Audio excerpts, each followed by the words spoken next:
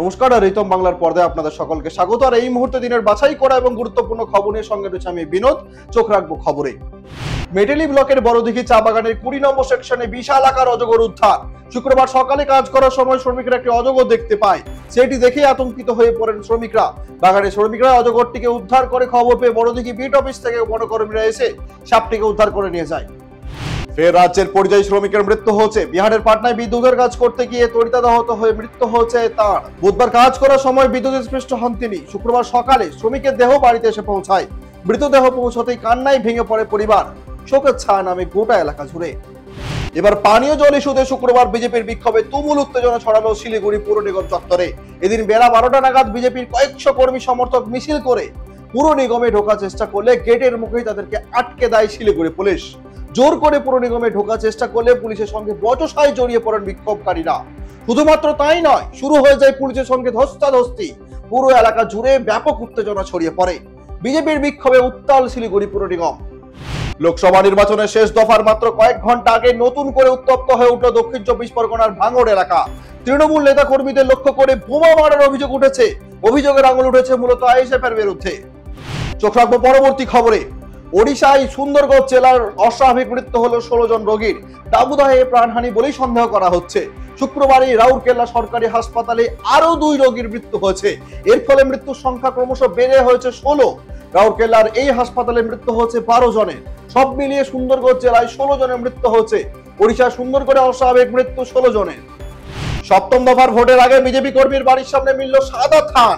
ঘটনাকে কেন্দ্র করে ব্যাপক চাঞ্চল্য ছড়ায় খড়দা পুরসভা 6 নম্বরে। ব্রাউন সুগার ও ইয়াবা ট্যাবলেট সহ গ্রেফতার করা হলো ট্রাক চালককে।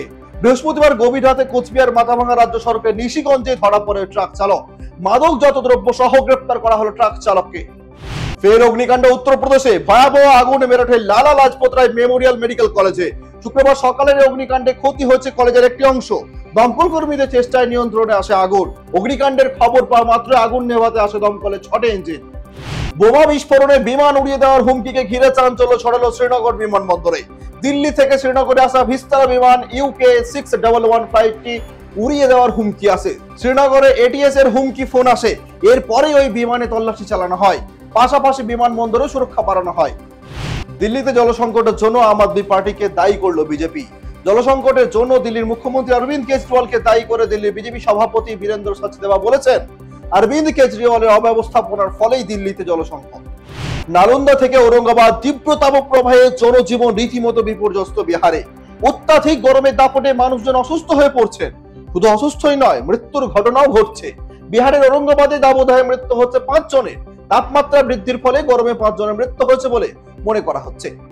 চোখ রাখবো পরবর্তী খবরে। বহু প্রতীক্ষিত 8 দলের Bengal pro T20 cricket league শুরু হচ্ছে 11 জুন থেকে। উদ্বোধনী ম্যাচে ইডেনে মুখোমুখি হবে আকাশদ্বীপের শিলিগুড়ি স্ম্যাশার্স ও মনোজ তিওয়ারির হারবার ডায়মন্ডস। মেয়েদের লিগ শুরু হবে 12 জুন থেকে। স্থানীয় সময়ে আগামীকাল 1 জুন সন্ধ্যায় অনুষ্ঠিত হবে টি20 বিশ্বকাপ ক্রিকেটার উদ্বোধনী অনুষ্ঠান। সেই ম্যাচেও আবহাওয়াবিদরা দেখছেন সংখ্যা। বলা হচ্ছে সেই সময় আছে বজ্রপাতের সংখ্যা, রয়েছে 42% বৃষ্টিপাতের সম্ভাবনা, একই সঙ্গে রয়েছে ঝোড়ো বাতাসের সম্ভাবনা। সুতরাং আয়োজকরা চিন্তিত উদ্বোধনী অনুষ্ঠান নিয়ে। গ্রেফতার হলেন ভারতের প্রাক্তন প্রধানমন্ত্রী এইচ ডি দেবগৌড়ার নাতি তথা জেডিএস সাংসদ প্রজ্জ্বল রেভান্না। বৃহস্পতিবার জার্মানি থেকে মধ্যরাতে বেঙ্গালুরুর ক্যাম্পেগৌড়া আন্তর্জাতিক বিমানবন্দরে নামতেই তাকে গ্রেফতার করে পুলিশ। অভিযোগ, বাড়ি পরিচারিকা ও একাধিক মহিলার সঙ্গে জোর করে যৌন সম্পর্ক স্থাপন করেছিলেন প্রজ্জ্বল। শুধুমাত্র তাই নয়, তা ভিডিও রেকর্ডও করতেন তিনি। কয়েকদিন আগে সেই যৌন নিগ্রহের টেপ ফাঁস হয়। বৃহস্পতিবার ছিল অভিনেতা পরেশ রাওয়ালের জন্মদিন। 69 বছরে পা দিলেন অভিনেতা। সেই বিশেষ দিনে সুখবর দিলেন অভিনেতা পরেশ। ঘোষণা করলেন তার আগামী ছবির কথা।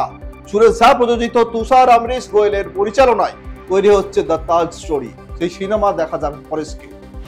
আজ তবে এই পর্যন্তই। আরো নিত্য নতুন আপডেট পেতে চোখ রাখুন রিতম বাংলার ফেসবুক পেজ এবং রিতম বাংলার ইউটিউব চ্যানেলে। আর অবশ্যই গুগল প্লে স্টোরে গিয়ে ডাউনলোড করুন রিতম অ্যাপ।